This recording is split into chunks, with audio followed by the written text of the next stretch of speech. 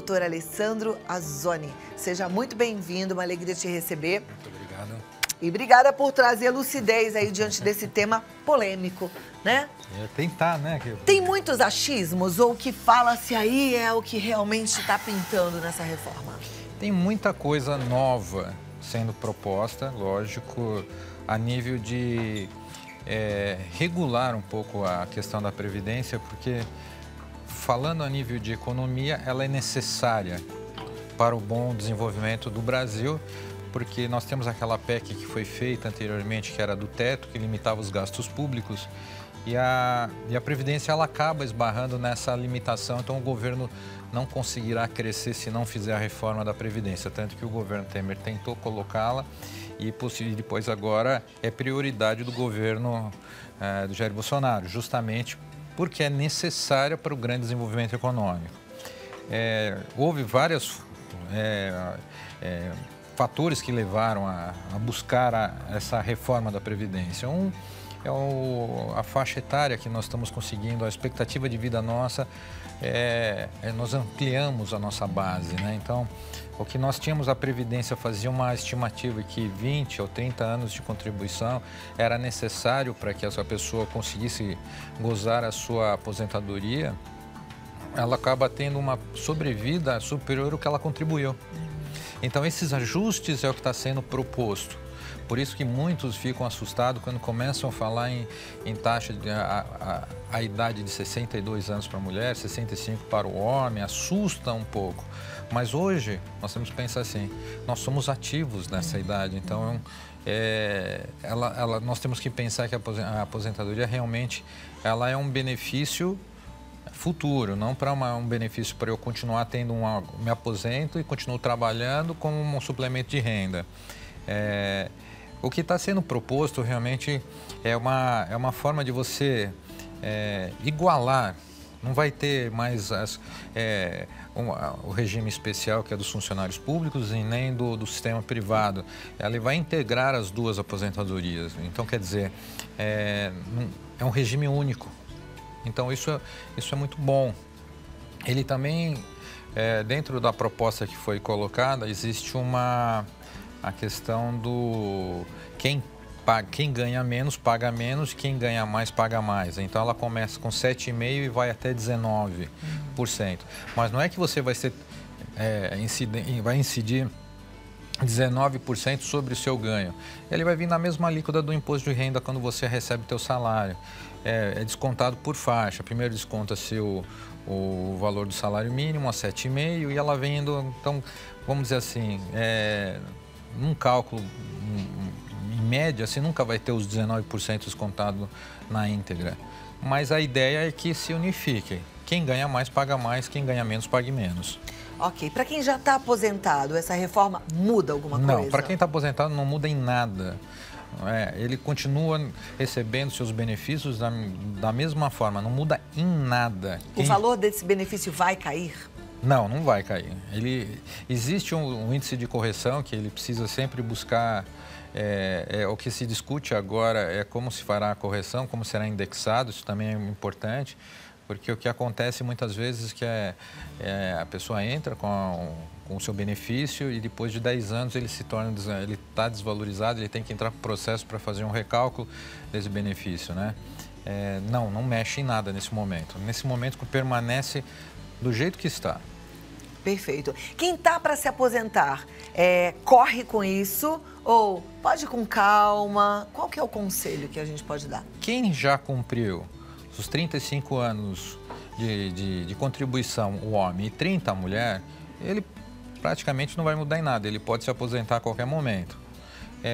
A nível de estratégia, como economista agora, eu entraria com a aposentadoria, mesmo eu estando ativo, mas eu não usar, assim que eu conseguisse o meu benefício, eu não o gastaria. Eu colocaria numa previdência privada. Para quando eu quiser, daqui 10 anos, porque ela tem um regime diferente de remuneração, pode ser que vamos dizer assim, eu entrei com... Meu benefício deu uma média de R$ 2.500. né? Eu contribuo numa previdência privada, pode ser que daqui 10 anos, além do que eu contribuí, eu ainda ganhe mais 2.000 de benefício. Então, quer dizer, eu agreguei a mais. Não use ela como um suplemento da sua renda. Você entra para aproveitar o benefício de se aposentar. Claro, ele falou, para quem ainda estiver ativo, né? Exatamente. Porque aí você está recebendo, tem uma outra fonte, então tá tudo bem, você pode guardar essa. Agora, para quem não está ativo, aí não tem jeito, aí é a sua renda e você vai ter que viver. Então, né? quem está lá, o homem, 35 anos de contribuição, e mulher, 30 anos, ela tem o direito dela, é direito adquirido, não vai ser mexido nesse sentido. Perfeito. Agora, quem estiver abaixo disso, entram nas regras de transição, que foram colocadas, o governo colocou 3 regras de transição. Eu acho que nesse caso, por exemplo, assim, aqueles que estiverem perto de se aposentar, por exemplo, eu estou com 29 anos de contribuição, falta 1 ano, uma mulher, por exemplo, 1 ano de contribuição. Então, ele pegaria a terceira regra, que seria assim, esse 1 ano mais 50%, ou seja, ela trabalharia 1 ano e meio a mais para poder fazer jus ao benefício. Então, para aqueles que estiverem próximos da linha desses 30, 35, eu acho que a alíquota dos 50% no saldo restante é interessante. Do saldo restante, gente. Não é que você vai ter que trabalhar 50% do que você já contribuiu, não. É do que falta. Se faltam 2 anos, é 50%, ou seja, 1 ano a mais. E assim por diante. 3 anos, 50%, 1 ano e meio a mais. Então, é para você que está na fase de completar esse período, a melhor opção seria essa regra de transição. Agora, para aqueles que entraram tarde no mercado de trabalho, veio uma regra de transição que é mesma coisa, 35 e 30 para a mulher, mais a soma da idade, para você poder saber qual é a idade mínima. E ela vai sendo crescente meio ano por ano, até que chega na sua idade mínima. E a outra regra de transição, que é para aqueles que começaram cedo o trabalho, que é a pontuação. Então, você pega a sua idade mais a pontuação. Então, você começa com 86, 96 e vai até 100 para a mulher e 105 para o homem. É a pontuação mínima para você conseguir a aposentadoria. É muito complexo assim ainda. Eu acho que o único erro que eu vejo no governo é que é uma proposta, ela é eficaz, mas para nós que estamos aqui, que somos usuário dela, ela é muito complexa, ela é muito técnica. Para as pessoas entenderem qual é a conta, como é que chega nessa pontuação, né? Infelizmente, você que está aí do outro lado, você realmente vai precisar de uma ajuda. Você não vai poder fazer uma opção, eu acho essa melhor porque eu fiz. Não, ela é complexa. Então, eu achei que ela foi falha nesse sentido. Ela devia ser uma coisa muito mais simples. Eu faço isso, faço aquilo ou faço isso. Não, porque aí tem uma pontuação que vai indo ano a ano, meio. Não, mas é simples. Não, é simples para quem vive essa realidade dos números, né? Mas para quem não vive, não. É complicado. Eu acho que ainda ela vai ter esse problema por causa da complexidade dos números no Congresso. Então, isso eu acho que vai ser o grande entrave dela na aprovação no Congresso, vai ser que os parlamentares entendam essa base de cálculo. Verdade. Se para nós que somos assim, já está difícil, né? Então... Você imagina para você aprovar ou fazer uma emenda ou fazer alguma coisa em cima. Ela vai ser muito, eu acho que ainda a gente vai ouvir muito ainda. E a turma participa mesmo. A primeira pergunta vem de Bragança Paulista, do Antônio Boldrini. Ele diz: boa tarde, contribuo para o INSS como facultativo para minha esposa com 11% do salário mínimo. Com a reforma da Previdência, com quantos por cento eu vou contribuir? Muito obrigado, boa tarde, Antônio. Com o salário mínimo, ela vai reduzir para 7,5%. Então, ele vai estabelecer um teto, ele reduziu para justamente a 7,5% para um salário mínimo. Será a contribuição que ele faz. Você vai contribuir menos? Menos. A ideia é justamente aquela. Quem ganha menos, paga menos. Quem ganha mais, paga mais. Tá, ok. Próxima pergunta. Boa tarde, meu nome é Janete, sou do Rio Grande do Sul. Muda alguma coisa para aposentadoria por doença? Existe um tempo ou idade mínima para ter esse direito? Essa vai mudar bastante. Essa ainda está em uma... Eu acredito que essa ainda vai ter muita discussão. A proposta, ela coloca a limitação de contribuição mínima, ela coloca a contribuição mínima, que eu acho que ninguém pede para ficar doente. Eu acho que essa é a mais dura dela. E a mesma coisa de você estabelecer uma idade mínima, né? Então, eu acho assim, e a contribuição também ser limitada a 60%, mais 2 anos por cada ano de contribuição, sabe? Eu acho assim, é um momento muito frágil. Ninguém opta e fala assim, eu vou ficar doente, eu vou aderir eu vou entrar no benefício por estar doente. Então, essa acho que é a parte mais frágil que eu acredito que vai ter uma reforma e vai ter uma completa gerência do legislativo. Ok, vamos acompanhar, né? Esperar aí para ver como é que tudo se resolve. Dona Maria Ursolini, ela gostaria de saber se é verdade que os velhinhos, diz ela, que ganham hoje R$ 900 vão passar a ganhar 400 e alguma coisa. Não, quem já está no sistema, não. Essa daí é o sistema para quem está indo antecipando, né? Eles vão reduzir para 400, mas essa quem já está não mexe em nada. Quem está dentro do sistema, praticamente, ele não vai mexer justamente por causa do direito adquirido.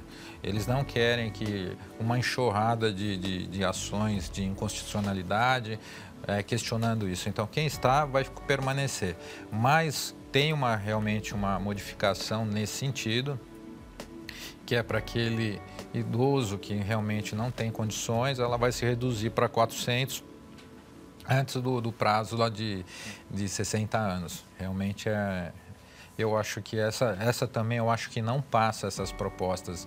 Essas propostas, assim, que mexem muito com essa...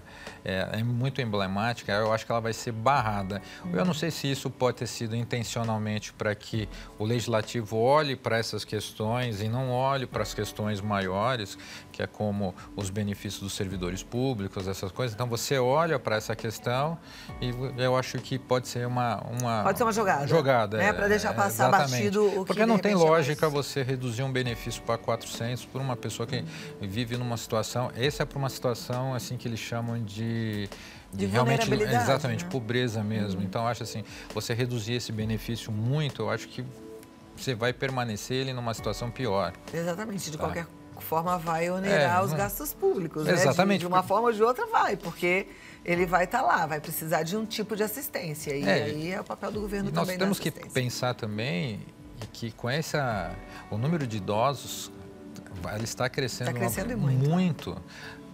O número de idosos em 2030 será o equivalente de crianças de 0 a 14 anos.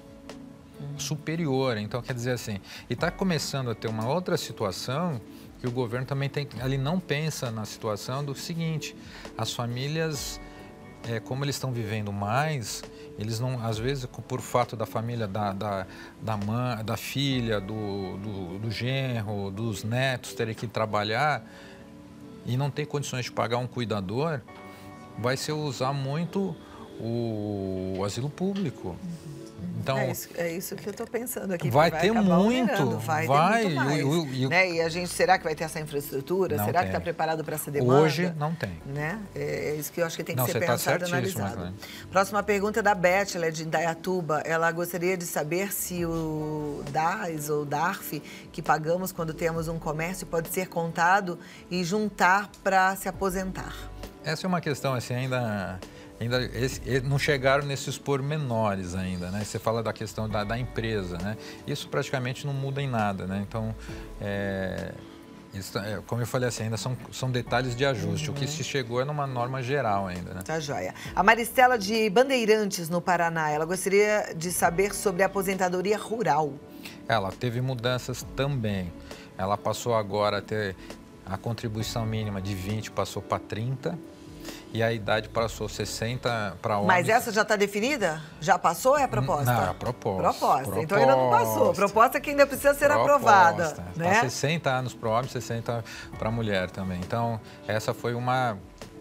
Quem saiu perdendo, na verdade, nessa colocação foram as mulheres. Então, Também é uma questão de se discutir ainda, por isso que eu falo, é uma proposta do governo, até a gente conversava com a sua produção de falar, ainda não, é uma proposta, então, gente, não precisa ficar tão assustado ainda, porque ainda nós não temos ainda qual é o posicionamento do Congresso, nós não sabemos se ela foi aceita, se ela vai ter muitas emendas.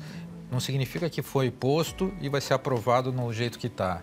Ela vai ser emendada, vai ter muita associação, tem muitos deputados que representam aposentados, que foram eleitos por aposentados. Então, assim, existe ainda uma força muito grande de renovação, de reforma. Eu acho que agora é hora da gente ficar atento, tentar entender um pouquinho quais são essas propostas, para a gente acompanhar também. Eu acho que é importante a gente acompanhar quem está votando em quê, quem que é a favor do quê, saber. A gente precisa conhecer esse mundo político até para a próxima eleição. A gente saber quem é que a gente está colocando ali, o quanto essa pessoa nos representa ou não, tá? Isso é importante para as próximas escolhas. Próxima pergunta é da Maria Xavier. Ela diz, boa tarde, Clau. Gostaria de saber se quem paga o MEI, né? O MEI consegue se aposentar. E gostaria também de saber quem paga o MEI pode assinar carteira. O MEI é o empreendedor individual, né? Esse praticamente não muda em nada, não teve alteração, o texto não fala nada sobre ele, tá? E a outra pergunta que ela fez sobre o MEI? Ela pergunta também se quem paga pode assinar carteira. Quem é MEI pode contratar um funcionário de carteira assinada. Um único funcionário. É a única exigência da lei que você só pode ter um funcionário. Pode ter um funcionário e um estagiário, não pode? Que o estagiário, infelizmente, coitado dos estagiários que me ouçam, mas o estagiário, dentro da legislação trabalhista, não é considerado como funcionário. Então ele pode. Você pode ter uma funcionária e uma estagiária. Aliás, a gente fala sempre do CIE aqui. Eu acho que você pode fazer essa consulta é a lei, lá. Tá? Não, é a lei, mas eles são fantásticos, eles trazem frescor, eles trazem novidade para a empresa, são muito bons. Só toma cuidado com essa questão justamente por causa da limitação de um funcionário. Perfeito. Gostaria de saber se os filhos dos militares que não casam continuarão recebendo pensão. É o Paulo Afonso de São Paulo que pergunta. Não, vai ter uma modificação muito grande nesse quesito da soma de benefícios. A proposta, ela é bem audaz. Você não vai poder mais... Antigamente, o que você fazia? Você acumulava os benefícios. Então, você ia... De repente, você tinha seus cargos, você ia se aposentando e depois, quando é um caso de morte, você poderia ficar com esses benefícios. Agora não, agora esses benefícios você tem, vai ter uma proporcionalidade por eles, entendeu? Existe uma tabela que o governo colocou sobre os valores e como você receberá. Tá, já é que dá para pesquisar até para você ficar um pouco mais informado sobre mas isso. Mas eu falei assim, ainda é muito... Ainda é novo. Você vai fazer uma pesquisa por uma coisa que ainda não tá fechada. Eu acho assim, calma, gente. Muito bom. A Lívia, ela é de Maringá. Quero saber se quem tem 28 anos de contribuição tem que ter os 35 ou é a soma da idade com a da contribuição. Ela, por exemplo, tem 56. Não, na verdade, no caso dela, tem 28 anos de contribuição, é uma mulher. Então, o teto para ela de contribuição seria 30. Então, faltam 2 anos para ela entrar nos 30 anos. Se ela fosse adotar a regra de transição, eu iria para os 50%. Trabalha mais 1 ano, fica 3. 3 anos ela se aposenta. Porque ela já está com 58? Não, por causa que ela tem 28 anos de contribuição. Só por conta dos 30 anos? Porque ela tem 28 anos de contribuição, ela já está dentro do sistema, existe uma regra de transição que respeita isso. Para ela chegar nos 30 anos, faltarão 2 anos de contribuição. O que ela faz? Mais 50% desses 2 anos. Mas ela tem que fazer alguma coisa nesse meio tempo para aproveitar essa regra de transição ou não? Isso já está garantido? Não, ainda não. Caso seja aprovado. Aí ela vai ter que fazer a opção. Qual das 3 regras que ela vai adotar, aquela que for mais benéfica para ela? Tá, joia. Próxima pergunta é da Neide, ela é de Gama, no Goiás. Sou aposentada como servidora pública por tempo de contribuição e idade. E meu marido por invalidez permanente. Vai mudar alguma coisa? Não, ela já está aposentada, não muda em nada. Não mexe mais. Não mexe mais. Boa tarde, meus amores. Boa tarde. É uma baiana. Cadê o nome dela? Mainha? Não, ela fala da Mainha. Eu não conto o nome. Oh, boa tarde, minha rainha. Ela mora em Salvador, Bahia. Mainha tem 65 anos, mas nunca contribuiu. Ela vai poder se aposentar e, se puder, a mesma é casada. Tem que se divorciar para poder aposentar? Não, nem por isso. Mas ela vai entrar ela vai se aposentar por idade, na verdade, né? Olha, eu vou fazer a pergunta de novo, porque eu tô achando aqui, ela nunca contribuiu. Olha o que ela fala.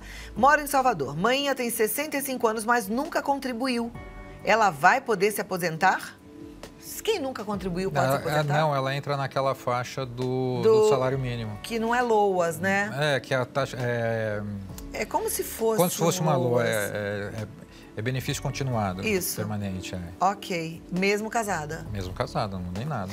Olá, boa tarde, um abraço. Mas ela ficará restrita ao salário mínimo. Sim. Tenho 41 anos, não trabalho mais de carteira assinada, contribuo como facultativo. Fiquei 3 anos sem contribuir. Se eu pagar esses 3 anos de falta, fará diferença quando eu me aposentar? Um abraço, é a Estrela, Isabel Estrela, de Salvador, que pergunta. Você pagar retroativo, né? Se contar na parte de cálculo. Hoje no sistema, sim. Agora, como será feito no outro, a gente não tem essa base ainda se ele vai ser aceito a compensação de períodos não contribuídos. Senão o governo pode ter uma enxurrada de gente pagando os tempos de não contribuição para atingir o teto, entendeu? Então, precisa tomar cuidado nessa fase de aprovação, o que vai ser determinado, porque, vamos dizer assim, ela tem 3 anos, ela está lá com faltando exatamente 3 anos para chegar nos 30 anos. Pode ser que o governo, na proposta do governo, não aceite essa... Então, nesse caso, é melhor ela fazer isso já ou não? Eu acho que depende do tempo que ela tem para chegar no final da contribuição. Senão, se ela estiver próxima do período dela fazer os seus 30 anos de contribuição, pode ser interessante, se não, não. Ok. A Andréia, Tudo é uma questão de cálculo hoje. Hoje, a questão da Previdência, ela tá um pouco mais complexa, porque assim, é tudo uma questão de cálculos. Vocês têm que saber quanto vai sair esses 3 anos para ela e quanto ela vai ter de benefício desses 3 anos. Então, é tudo uma questão notarial agora. Eu acho que é uma questão de realmente pôr na ponta do lápis para ver se isso... Fazer conta, né? Ver se vai trazer algum benefício ou não. Porque se ela entrar na regra geral, ela vai se aposentar com 62 anos ou com 20 anos de contribuição para chegar a 60%. Então, precisa ver se tudo isso é válido. Joia.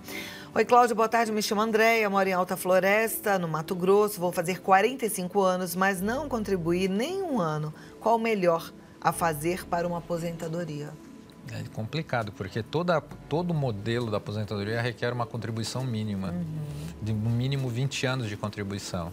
Então, assim, para você conseguir chegar a pegar um teto bom porque ele pega, o que acontece? Só para você entender, não é que o governo não quer te pagar, mas é a tua contribuição, o tempo de contribuição e a média de salários que você teve nesse período. Então, como você nunca contribuiu e ele não sabe a média de salários, então você vai ter que entrar na questão de tentar entrar com benefício pelo menos de um salário mínimo. Porque você não vai ter a base necessária para Agora, eu vou te falar uma coisa, André, 45 anos ainda é uma menina.